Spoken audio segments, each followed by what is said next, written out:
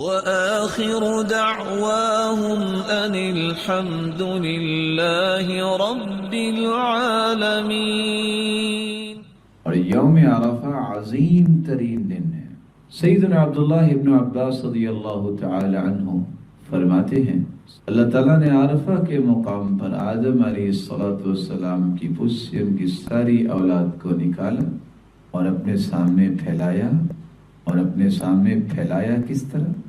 اس طرح وہ ذرات کی طرح پھیلائے گئے۔ پھر مالک الملک نے ان سے کلام کی اور کہا الست بربکم، کیا میں تمہارا رب نہیں ہوں؟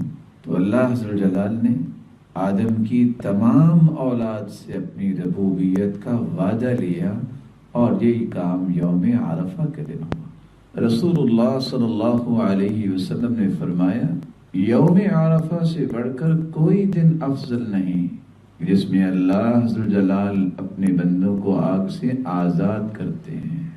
رسول اللہ صلی اللہ علیہ وآلہ وسلم نے فرمایا خیر الدعاء دعاء یوم عرفہ، بہترین دعا جو یوم عرفہ کی دعا ہے، جس کو میں نے بھی کیا اور مجھ سے پہلے انبیاء نے بھی، وہ ہے لا الہ الا اللہ وحدہ لا شریک لہ، لہ الملک و لہ الحمد وهو على كل شيء قدير۔